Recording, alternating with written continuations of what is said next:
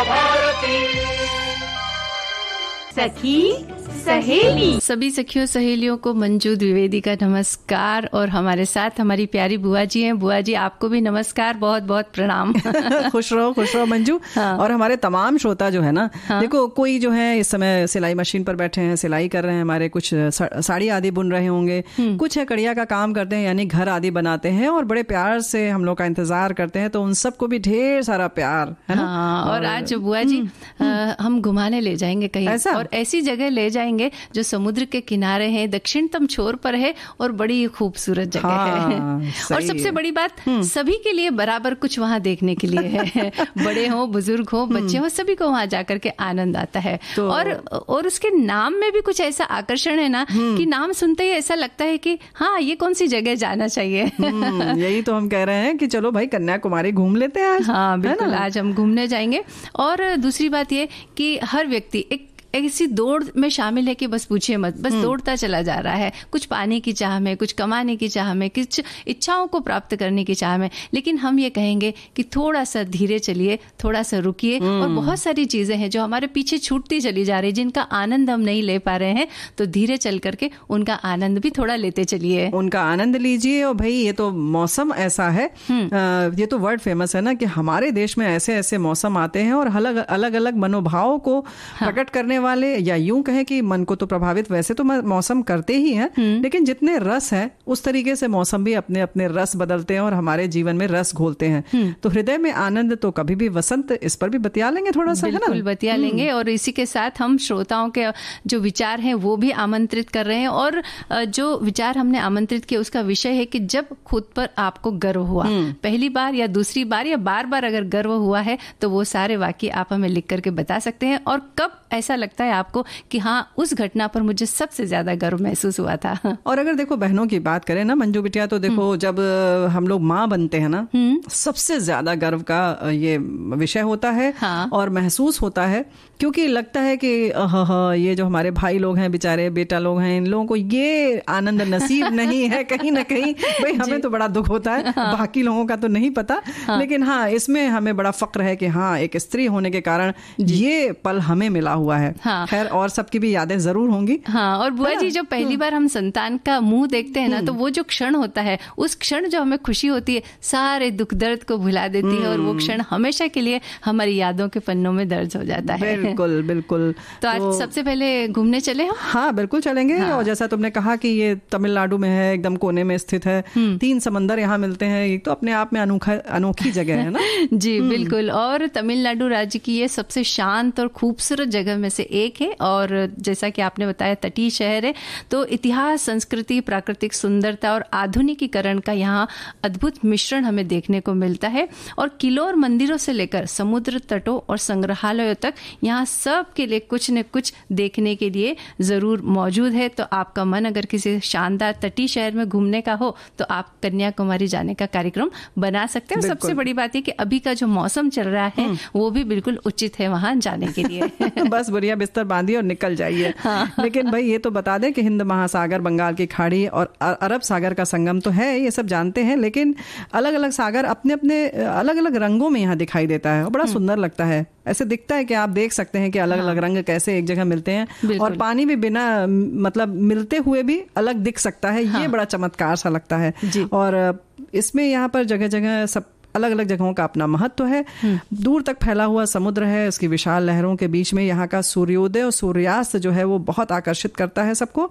और इसके बीच में यहाँ पर समुद्र के किनारे पर फैली रंग बिरंगी रेत जो है, जाहिर है कि 4 चांद लगाती है। आप शाम को बैठिए, नजारे देखिए और बस खुश रहिए। और बुआ जी अगर कन्याकुमारी जाए ना हम, तो जैसा कि अभी आपने कहा ना कि सूर्योदय और सूर्यास्त का नजारा, तो इस समय जितनी भी वहाँ की होटल्स हैं जहाँ पर पर्यटक आकर के रुके होते हैं, तो सारी उनकी जो छतें हैं वो पर्यटकों से भरी होती है, क्योंकि सब देखने के लिए वहां इकट्ठा होते हैं। और वाकई में वो नजारा बहुत ही अद्भुत होता है।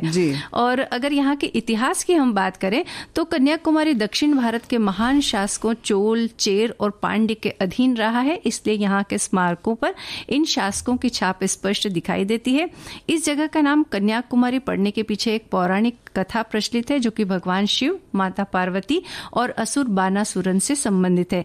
कहते हैं कि माता पार्वती का पूर्व नाम कुमारी था और कुमारी की याद में इस स्थान को कन्याकुमारी कहा जाता है। ये तो हो गया भाई नाम का आकर्षण, लेकिन भाई यहाँ जो रॉक मेमोरियल है, खास तौर से विवेकानंद रॉक मेमोरियल, मतलब ये तो वर्ल्ड फेमस है क्योंकि छोटे से द्वीप पर स्थित है, सब जानते हैं। थोड़ी दूर जाना है उससे जेट्टी से, उसके बाद एक वहां पर जो है ना स्मारक जो बना हुआ है, कहते हैं कि स्वामी विवेकानंद ने 1892 में 3 दिनों के ध्यान के बाद यहाँ ज्ञान प्राप्त किया था।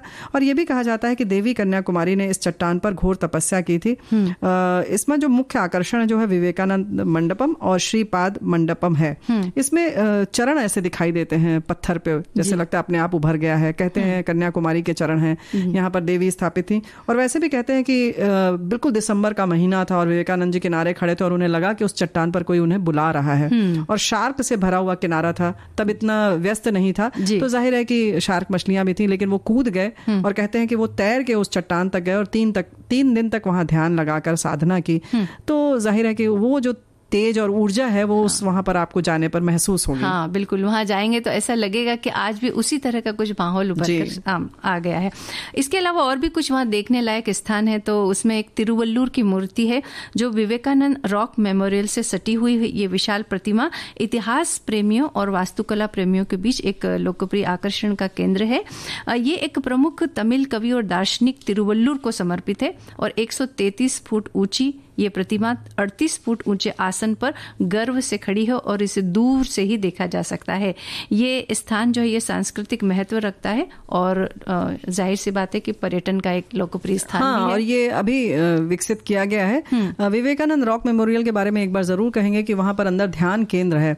उन समंदर के बीच में बिल्कुल शांत है वो स्थान। वहां बैठकर अगर आप जाएं तो 5-10 मिनट अवश्य बैठें और अपने अंदर में झांकें जरूर, है ना। बिल्कुल। और वहां की ऊर्जा को अगर आप महसूस करेंगे तो आपके अंदर वो समाहित भी होती हुई थोड़ी बहुत नजर आएगी। फिर उसके बाद देखते हैं हम लोग चर्च चलते हैं, our lady of ransom church. समुद्र की लहरों के साथ समुद्र के तट के पास ये स्थित है। मदर मैरी को समर्पित ये बहुत खूबसूरत चर्च है। चर्च में शानदार गॉथिक वास्तुकला है जिसमें दीवारों और छत पर आकर्षक नक्काशी है। शाम के समय यहाँ पर भी जो जगमगाहट है वो आप देख सकते हैं, आपका मन खुश हो जाएगा। इसके अलावा सुनामी स्मारक है वहां पर। ये स्मारक 26 दिसंबर 2004 को विनाशकारी भूकंप और सुनामी में अपनी जान गंवाने वालों की याद में बनाया गया है और 16 फुट का स्मारक जिसमें 2 हाथ हैं। दाहिने हाथ पर जलता हुआ दीपक है और इसे बुझाने से रोकने के लिए बाएं हाथ से विशाल नीली लहर को दिखाया गया है जो कि उस दीपक को बुझने से रोक रहा है। और ये स्मारक जो आपदा के समय आशावाद और साहस का प्रतिनिधित्व करता है जो कि वाकई देखने लायक है और ये शहर के दक्षिणी किनारे के पास स्थित है। बुआ जी देखिए, जो आपदा आई थी उसमें तो इंसान का कोई रोल नहीं होता है, वो प्राकृतिक आपदा जो आती है वो आती है, लेकिन उसके बाद किस तरह से लोगों ने साहस का परिचय दिया उसको दिखाने के लिए, उसको दर्शाने के लिए वो जो दीपक और वो एक लहर का जो चित्र बनाया गया है या स्मारक बनाया गया है वो उस बात को देखने के लिए यहाँ जरूर दर्शाता भी है। दूसरा कि परिवार के बहुत सारे सदस्यों ने अपने लोगों को खोया है वहां पर, तो उनको भी ये याद आता है कि अच्छा हम ऐसा भी एक दिन आया था लेकिन हम फिर से उबर आए और जिंदगी हमारी फिर आगे बढ़ चली।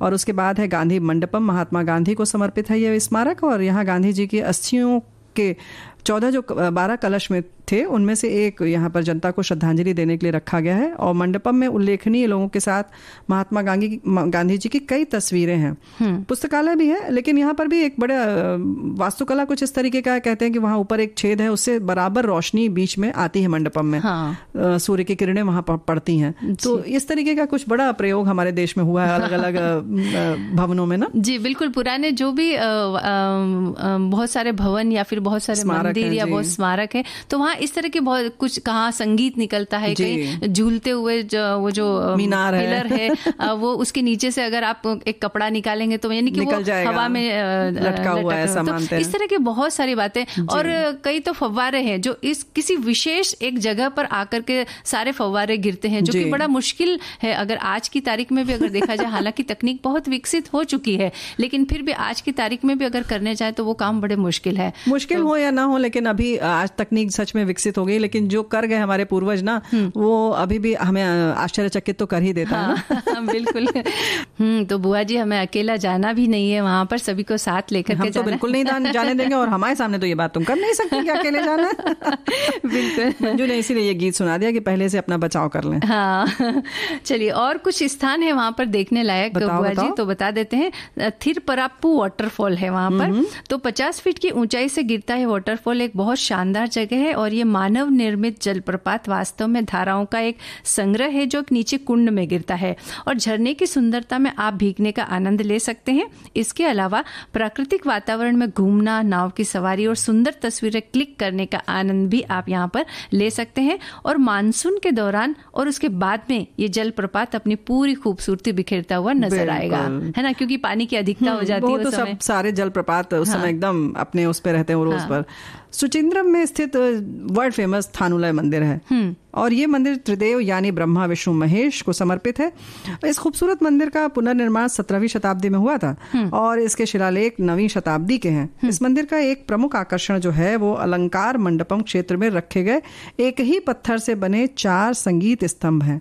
अब तो है आश्चर्य की बात ना, जब आप इन पर अंगूठा या उंगली रखेंगे तो इसमें विभिन्न प्रकार के संगीतमय स्वरों का उत्सर्जन होगा, यानी कि आप उसको सुन सकते हैं, उसका आनंद ले सकते हैं। जैसे अभी हमने कहा था कि बहुत आश्चर्य करने वाली चीज़ें हमारे यहाँ हर साल इस मंदिर में मनाया जाने वाला रथोत्सव और तेप्पम त्योहार हजारों लोगों को आकर्षित करता है। बिल्कुल।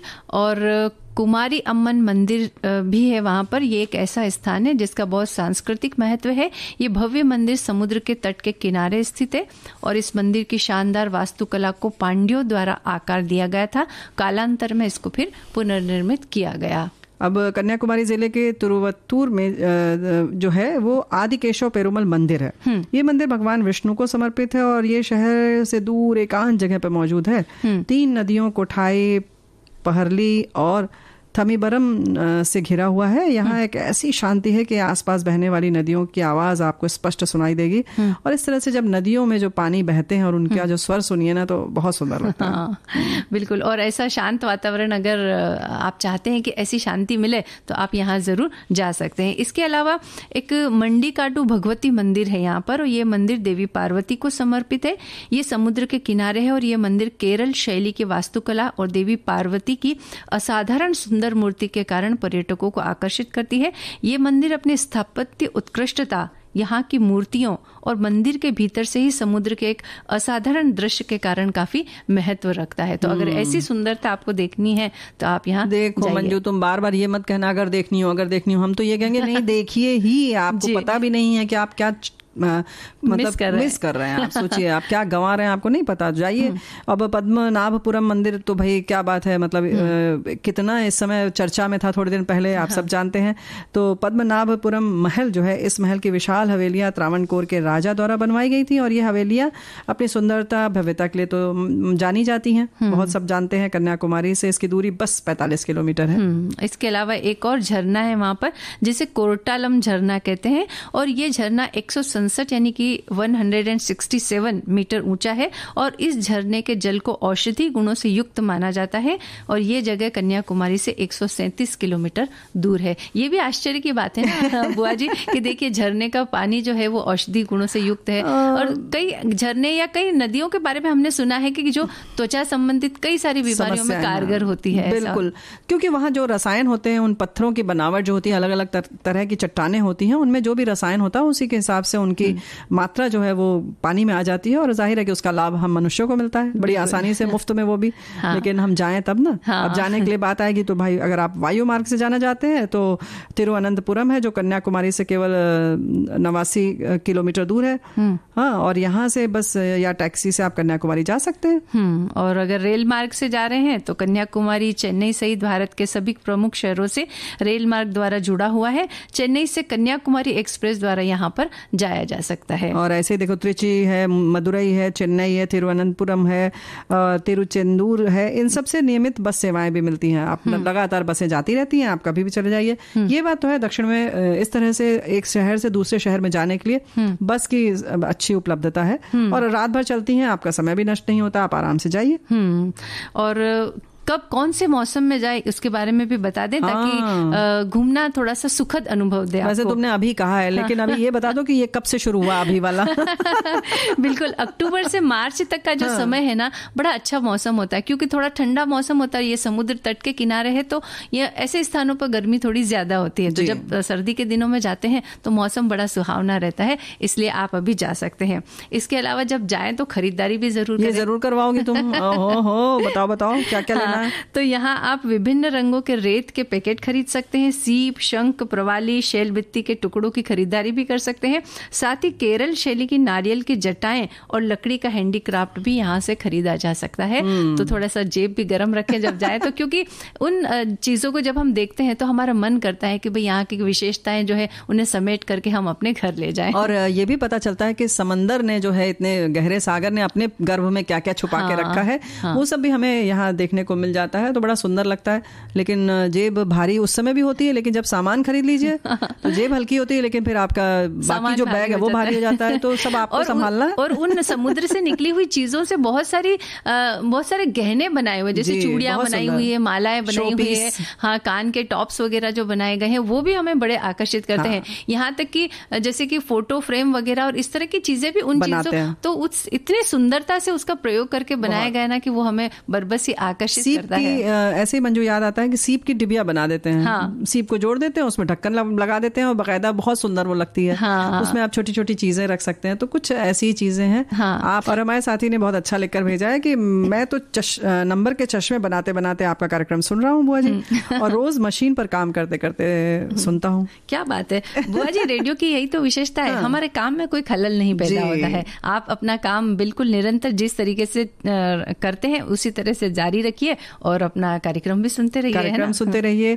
और जैसे कि मौसम की हमने बात की कि हम बड़े समृद्ध हैं, इस मामले में हमारा देश बहुत समृद्ध है। तो मन और प्रकृति सब एक दूसरे के निकट है ना, इसलिए बदलते हुए मौसम हमारे मन को तो प्रभावित करते हैं। उसी हिसाब से वैसे एक चीज खाने का मन करने लगता है। अब जैसे चिप्स, पापड़, ये सब खाने का मन कर रहा है, होली आने वाली है ना है ना। हाँ। तो एक प्रकृति बाहर है, और अगर सच में देखा जाए तो एक प्रकृति हमारे अंदर भी होती है। हाँ। है ना। तो जब बाहर की प्रकृति बदलती है तो मन की प्रकृति भी तो प्रभावित होगी ही ना। फिर मौसम जो है वो बदलने से हमारा मन, हमारी भावनाएं, विचार, इच्छाएं, अब हमने खाने की तो बात करी थी, ये सब भी बदलने लगता है ना। बिल्कुल, यही तो खासियत होती है कि जब मौसम बदलता है तो उनका हमारे मन पर प्रभाव पड़ता है। और जब जैसे कि अभी तो वसंत ऋतु चल रही है और कहते हैं कि वसंत सृजन की ऋतु होती है, सब कुछ नया नया सा होता है, सब कुछ नया बदल सा जाता है। और इसी तरह से अगर आप हमारे हृदय के अंदर भी अगर वसंत हमेशा खिला रहे तो हम भी सृजनात्मक होंगे। इसीलिए कहते हैं कि आपके हृदय के अंदर जो वसंत है उसको हमेशा खिलाए रखिए, चाहे वसंत ऋतु हो या ना हो। तो ये बात ज्यादा महत्व की है, बजाय इसके कि बाहर वातावरण क्या है, मौसम क्या है। सही बात है ना। अपना अपना वसंत खुद लेकर चलिए आप लोग। हाँ। है कि नहीं। तो भाई हमारे साथी ने भी बहुत लंबा और बहुत अच्छा से विस्तार से लिखकर भेजा है। लिखते हैं कि हृदय में आनंद हो तो वसंत कभी भी आ सकता है। जीवन परिवर्तनशील है, इसलिए वो हमेशा चक्र की भांति घूमता रहता है। इस घूमते हुए चक्र से ही ऋतुएं बनती हैं। जैसे स्त्री के अलग अलग मनोभाव होते हैं, कभी दृढ़, कभी प्रफुल्लित, तो कभी शांत, कभी गर्म, तो कभी ठंडी, कभी मुरझाई हुई, तो कभी खिली खिली। वैसे ही प्रकृति के भी मूड्स होते हैं और उसे ही ऋतु चक्र कहते हैं। प्रकृति भी एक स्त्री ही है ना। बिल्कुल। और मनुष्य का मन और प्रकृति एक दूसरे के बहुत निकट है, इसलिए बदलते हुए मौसम मन को प्रभावित करते हैं। एक प्रकृति मनुष्य के बाहर है और एक प्रकृति भीतर है। जब बाहर प्रकृति बदलती है तो मन की प्रकृति को भी प्रभावित करती है। मौसम बदलने से मन की भावनाएं, विचार, इच्छाएं सब कुछ बदलता है। जब आसमान में घने बादल छा जाते हैं तब मन के आसमान में भी उदासी छा जाती है। और जब बाहर चिड़िया चहकती है और फूल खिलते हैं तब मन भी वसंत हो जाता है। बिल्कुल सही है। और हमारा जो जीवन है, अगर हम इसको उत्सव की तरह से देखें तो हमने जैसे पहले भी कहा ना कि जो रस है उसमें हम रस लेते हैं, इसी तरह से जीवन के छंद में, उसके संगीत में, उसे देखने की क्षमता, ये सब जो हम जुटाते हैं वही वसंत मनाना तो है ना। तो मन के अंदर अगर हमारी तैयारी हो तो वसंत कभी भी आने को तैयार रहता है। तो आप तैयार रहिए, वसंत तो हमेशा है आपके अंदर, है ना। अंदर वाले वसंत को आप जागृत रखिए, फिर देखिए। हाँ, और ये कहते हैं कि इस ऋतु को जब हम महसूस करते हैं तो मन के अंदर बड़ी खुशी महसूस होती है। तो सोचिए बुआ जी, अगर हमारे हृदय में अगर वसंत होगा तो हम हमेशा खुश रहेंगे। और केवल हम ही खुश क्यों रहेंगे, जब हम खुश रहेंगे तो हम खुशियां बिखेरेंगे भी अपने परिवार में, अपने समाज में, अपने कार्यस्थल पे। तो इस तरह से जब खुशियां बिखेरते हैं तो खुशियां और बढ़ जाती। इसीलिए कह रहे हैं कि मन के वसंत को या हृदय के वसंत को हमेशा आप वसंत बनाए रखिए। और वैसे भी जैसे कि सृजन की ऋतु है, कहते हैं ना कि तो आप आनंद का अनुभव तो करते ही हैं, क्योंकि जब आप कभी भी कोई भी कुछ सृजन करता है, हम छोटी सी एक चीज बनाते हैं, चाय बनाते हैं तो हम खुश हो जाते हैं। हाँ। तो फिर ये सृजन की जब बेला आती है तो मन तो खुश होता ही है, क्योंकि ये ऋतु ही है खिलने का, सौंदर्य की ऋतु है, रंगों का, गंधों का उत्सव है ना। तो इन दिनों हरियाली कुछ ज्यादा ही नहीं दिखाई देती। हाँ, बिल्कुल ज्यादा, धूप कुछ ज्यादा खिली खिली नजर आती है और चिड़िया चहकती है, और ये सब जो बहुत सारे रंग है, ये देख करके उसका प्रभाव हमारे मन पर भी पड़ता है और मन भी खिला खिला सा महसूस करता है ना। दो लाइन बहुत अर्थपूर्ण है इस संदर्भ में। हाँ। कहते हैं ना कि सब लोग हम मांगते हैं ईश्वर से कि भाई हमें सब कुछ दीजिए ताकि हम जो है पूरे इस जीवन को पूरा आनंद इसका उठाएं। जबकि ईश्वर कहते हैं कि हमने जीवन इसीलिए दिया है कि आप आनंद उठाइए। तो जीवन तो दिया है और इसीलिए कि आप इसको जिए और उस पूरा जो आसपास आपके आनंद है उसका पूरा लाभ उठाइए। बुआ जी, लोग ये सोचते हैं कि ये आनंद जो है ये भौतिक वस्तुओं से मिलेगा। हाँ। लेकिन कहा जाता है कि मन जो है वो आनंद जो है वो मन की एक भावना होती है या एक गति मन है, स्थिति है। तो मन की स्थिति है, इसे महसूस कीजिए। हम बात कर रहे थे ना, तो उसी विषय में एक कमेंट हमारे श्रोता लिखते हैं कि पाठशाला में हिंदी में पाठ आता था वसंत आ गया, जिसमें लेखक महोदय अंत में कहते थे जीवन में वसंत नहीं बल्कि लाया जाता है। क्या बात है। यानी कि आप अपने मन से आप कभी भी वसंत ला सकते हैं। हाँ। और वैसे भी कहते हैं ना कि किसी भी काम को करने के लिए मौसम नहीं, मन चाहिए। बिल्कुल, मन चाहिए। और हम जब मन की बात कर रहे हैं ना, तो गर्व की जो भावना है ये भी मन से महसूस की जाती है। और गर्व कौन कौन सी बातों पर किया जाए ये भी हमारा मन ही तय करता है। कई बार माता पिता बच्चों की छोटी छोटी उपलब्धियों पर भी गर्व महसूस करते हैं, और कई बार बच्चे बहुत कुछ कर जाते हैं लेकिन फिर भी माता पिता को ऐसा लगता नहीं है कि ये गर्व की बात है। हाँ, वो बच्चे से और कुछ ज्यादा अपेक्षाएं करने लग जाते हैं, पता नहीं क्या सोचते हैं। तो इसलिए हम कहेंगे कि बहुत सारी छोटी छोटी उपलब्धियां होती है जो गर्व करने के लायक होती है, करना चाहिए। और साथ ही साथ जिसने ये उपलब्धि हासिल की है उसका हौसला अफजाई भी हमें करनी चाहिए, उससे शाबाशी देकर या जताएं कि हाँ बेटा ये काम तुमने बहुत अच्छा किया है, ये कह करके हम उसका हौसला बढ़ा सकते हैं।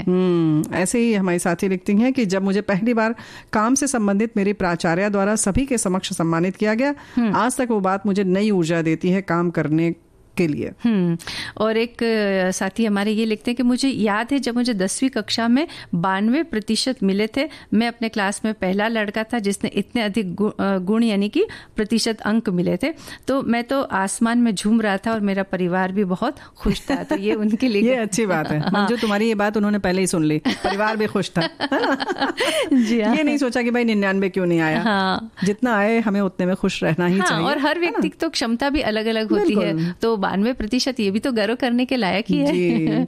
और कुछ श्रोताओं ने ये बातें लिखी है कि खुद पर गर्व यानी कुछ ऐसी सफलता, कुछ ऐसी चीज जो आपने चाहा पर आपके परिश्रम से वो आपको मिल गया। आपके पति की सफलता, आपके बच्चे की सफलता पर खुद अपना क्रेडिट नहीं ले सकते, ये आपको कोई दूसरा ही देगा, क्योंकि आप जो बोलेंगे तो उससे उन्हें घमंड दिखेगा। देखो घमंड से बोल रही, लोग ऐसा कहेंगे ना।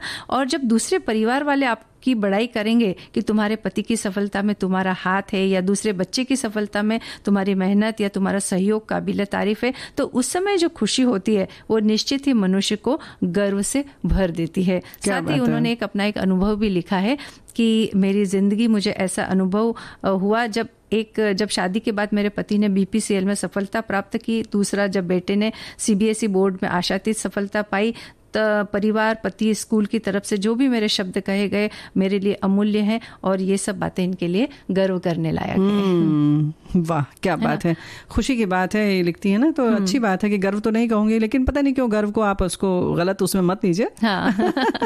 और एक बहुत मतलब इसको क्या कहना चाहिए, इसको पढ़ते समय बहुत गर्व हो रहा है मंजू जी, ये वाला जो संदेश है, क्योंकि इन्होंने पहले मैं बता दूं कि इन्होंने जो लिखा है कि ये पोस्ट मेरी मम्मी ने भेजी है और उनके फोन में विविध भारती डाउनलोड नहीं है, मैंने व्हाट्सएप पर मंगाया उनसे। तो एक तो इस बिटिया के लिए जिन्होंने अपनी मम्मी से ये पोस्ट मंगवाया, लेकिन इन बिटिया से ये भी कहते हैं कि भाई डाउनलोड कर दो अपनी मम्मी के, उसमें है कि नहीं जी, है ना। अब संदेश ये है कि लिख रही हैं कि बच्चों को पुरस्कृत करने का फंक्शन था, मैं भी उसमें गई, माँ ने कहा जल्दी आना, मैंने कहा बस मशीन लेकर आती हूँ, और वहां पर पहले पुरस्कार में मुझे सिलाई मशीन मिली। मैंने अपने को बहुत गौरवान्वित महसूस किया और मुख से निकली बात क्योंकि सच हो गई थी। क्या बात है, बहुत बहुत बधाई, अच्छा लगा सुन करके। हाँ। और इस तरह से जब मन में ना एक पॉजिटिव विचार लेकर जाते हैं या पॉजिटिव वाइब के साथ में अगर आप किसी बारे में सोचते हैं तो ज्यादा कर वो बातें या वो इच्छाएं या वो काम पूरे हो ही जाते हैं। नकारात्मक भी पूरे होते हैं मंजू, लेकिन इसीलिए कहा जाता है कि आप अच्छा सोचिए, है ना।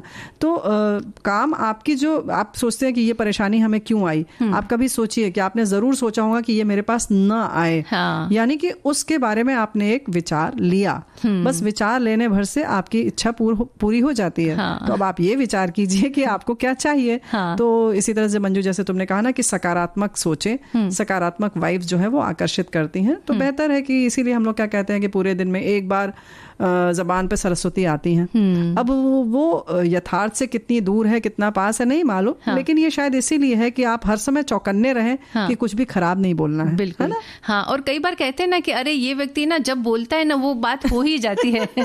तो मुझे लगता है सरस्वती उनके जबान पर ज्यादा समय तक टिकी रहती होंगी शायद इसके लिए। लेकिन हाँ, ये बात जरूर है कि अगर हम सकारात्मक सोचते हैं तो हमारे कार्य भी सकारात्मक दिशा की तरफ बढ़ते हैं और इसीलिए वो बातें पूरी होती है। तो वैसे ही सोचते रहिए। हमारे एक श्रोता ने, जब हमने कन्याकुमारी घूमने गए ना हम, तो श्रोता ने ये बात लिखी कि कन्याकुमारी में हिमसागर एक्सप्रेस रेल चलती है, इसके बारे में आप बताना ना भूलिएगा। हाँ भाई, तो ये बात बता तो दिया। जम्मू तवी से कन्याकुमारी तक जाने वाली ये साप्ताहिक ट्रेन है और मंजू इस सच बात है, बताने लायक बात है, क्योंकि तमिलनाडु राज्य में स्थित कन्याकुमारी से जब ये ट्रेन चलती है तो 12 राज्यों से होकर गुजरती है। ये ऐसी ट्रेन है, साप्ताहिक चलती है और दूरी देखो जरा, 3714 किलोमीटर का सफर तय करती है। क्या बात और 71 घंटे और 10 मिनट का समय लेती है। तो 75 स्टेशन पड़ते हैं। तो जो नजारा है वाकई सब तरह का नजारा मिलता है, दिल को छू लेता है। तो भाई यानी कि जम्मू तवी से अगर हम शुरू करें और कन्याकुमारी पहुंचे तो इस बीच हम कितने सारी जगह देखेंगे, कितने सारे अलग, जैसा बहुत सारे राज्यों से होकर के गुजरती, कितनी सारी संस्कृति, कितना खान पान, कितना पहनावा, कितना अलग अलग वातावरण हमें देखने को मिलेगा। और वहां का सब जगह का जो सौंदर्य है, प्राकृतिक नजारे हैं, सौंदर्य, वो भी अलग अलग होंगे और ट्रेन में से बैठ करके उन नजारों का आनंद लेना बड़ा सुखद लगेगा। जी हाँ, ये तो भाई तो यही इसके लिए स्पेशल है हिमसागर। यही तो हम कह रहे हैं ना कि देखो, अब जब जरा सा जो जल्दबाजी में अगर हम फ्लाइट से चले गए कन्याकुमारी से, मान लो वैष्णो देवी या वैष्णो देवी से वहां आ जाए तो क्या मजा आएगा। तो इसीलिए कह रहे हैं ना, जरा धीरे धीरे चलना चाहिए, है ना। बिल्कुल धीरे धीरे चलना चाहिए। और जब हम देखिए बुआ जी खाना भी पकाते हैं ना, तो कहते हैं कि जितनी मंद आंच पर खाना पकाया जाता है उसमें उतना ही ज्यादा स्वाद आता है। और इसीलिए पहले की जो महिलाएं ना बड़े धैर्य से खाना बनाती थी, लेकिन अब चूंकि जमाना थोड़ा बदल गया है, काम काज ऐसा लगता है कि लोगों के पास बहुत ज्यादा हो गया है, तो इसके लिए सब कुछ वो जल्दी जल्दी जल्दी जल्दी करना चाहते हैं। लेकिन कहते हैं कि अगर आप हलवा बना रहे हैं, खीर बना रहे हैं, पकोड़े बना रहे हैं, जो भी बना रहे हैं, लेकिन धीमी धीमी आंच पर बनाइए, उसका स्वाद। लेकिन बनाने के अलावा खाने वाले व्यक्ति भी अगर उतना इत्मीनान से उसे खाए, उसका स्वाद लेकर खाए, तब तो उस बात का मजा है। वरना बनाने वाला तो बड़े आराम से बना देगा, लेकिन खाने वाला जल्दी जल्दी सोचेगा कि बस खाएं और जाएं, खाएं और जल्दी से काम पर निकले, तो फिर वो बात उतनी मजा नहीं आएगी। बिल्कुल, यही तो हम कह रहे हैं ना कि भोजन हो या कोई भी बात हो, सब चीज जल्दी जल्दी अगर हम पूरी करना चाहते हैं तो वो मजा नहीं आता है।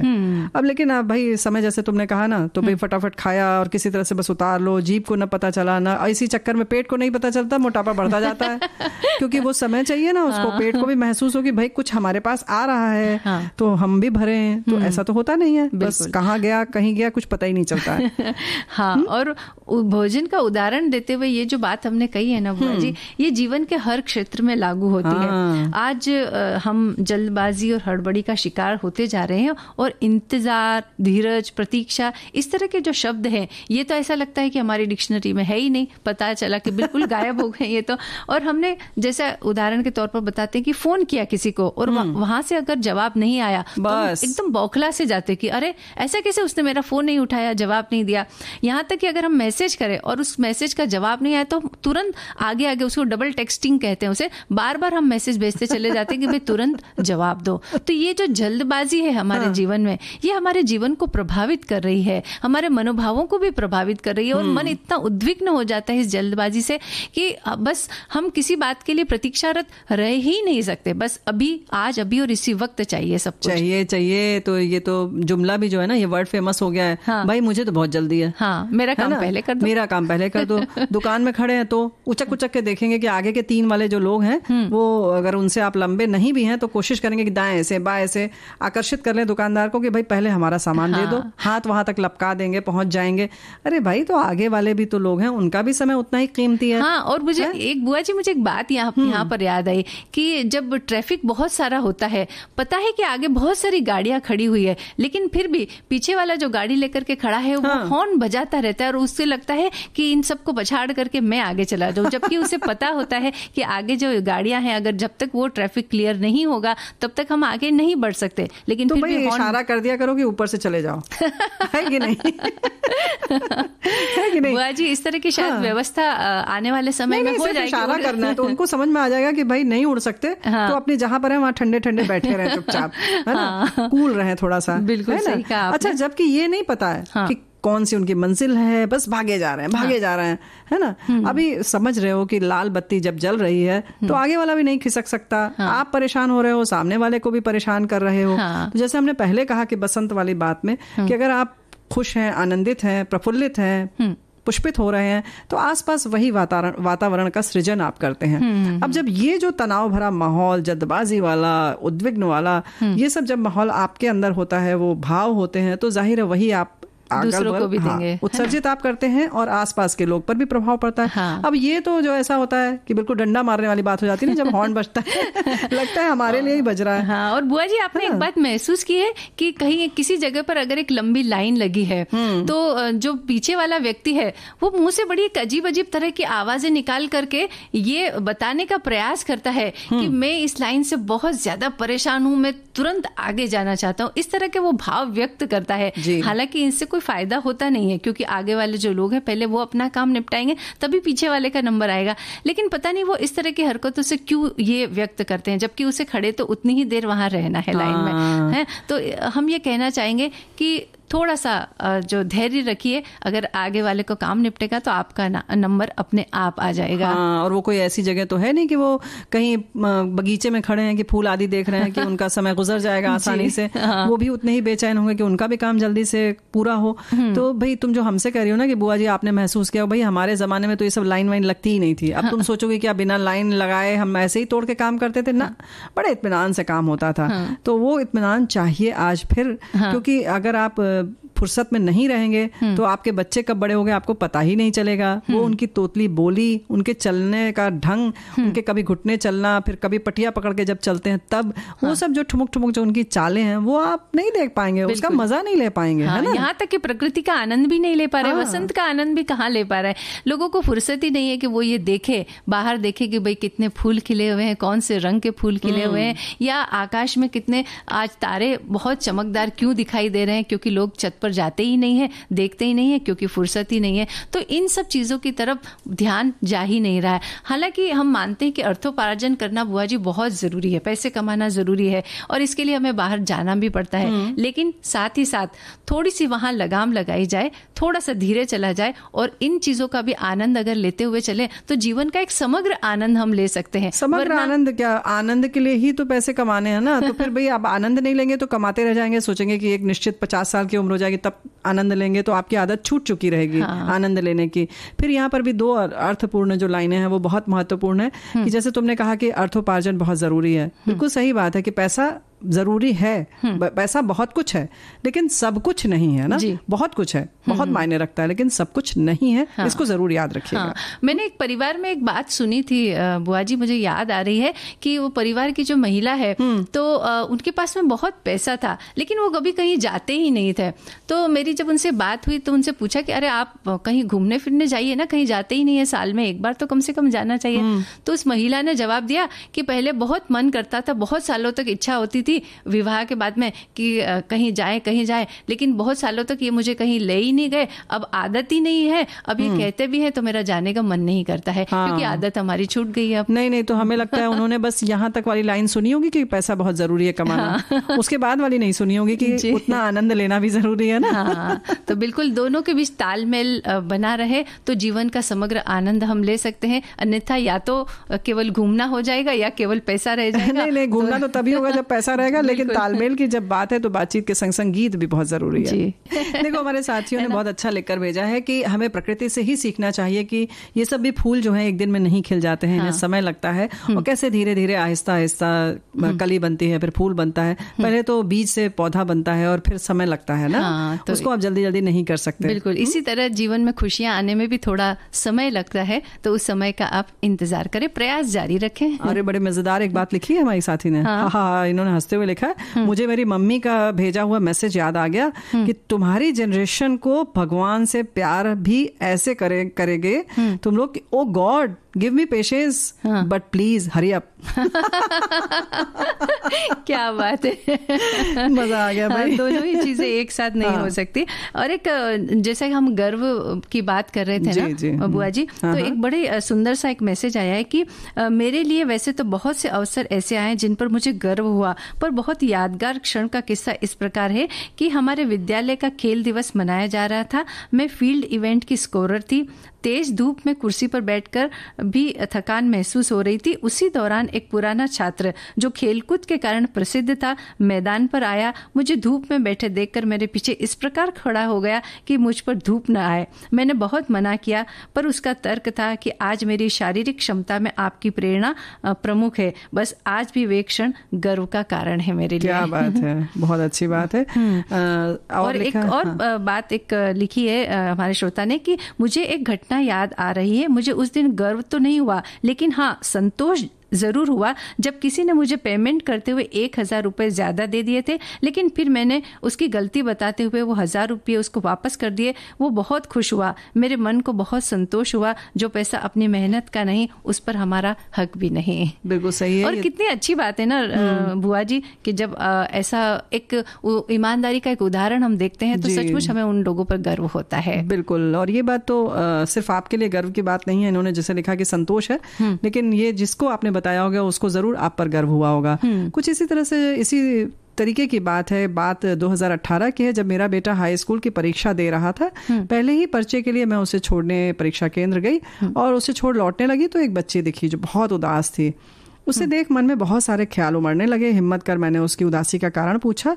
बोली आंटी मैं अपना नामांकन और रोल नंबर घर भूल आई। तब मैंने जरा भी देर ना करते हुए गाड़ी से उसके साथ उसके घर गई और उसका रोल नंबर नामांकन लेकर आई। तब वो बच्ची परीक्षा देने बैठ पाई। ये मेरे लिए गौरव के क्षण थे। वाकई बहुत अच्छी बात है। हाँ, ये छोटी छोटी बातें होती है बुआ जी, लेकिन हाँ अगर हम अपने जीवन में इसे अपनाएं तो गर्व महसूस होता है। और वो जो गर्व होता है ना, वो हमें आत्मिक शांति भी देता है, साथ ही एक हम अंदर से एक मजबूती भी महसूस करते हैं। बिल्कुल। कि हाँ हमारे अंदर एक ऐसा एक यूं कह सकते हैं ना कि बहुत पॉजिटिव एक एनर्जी भी आती है कि हाँ कुछ करने लायक है हम। और हमारे साथी ने लिखा भी है कि गर्व में और अभिमान में बड़ा थोड़ा सा फर्क है, तो इससे बच के रहना चाहिए। हाँ। लेकिन एक और मजेदार बात है कि हमारी साथी ये भी लिखती है कि जब मैं जिस दिन सुबह एक्सरसाइज कर लेती हूँ तो बहुत गर्व महसूस करती हूँ और अपनी पीठ खुद थपथपा लेती हूँ।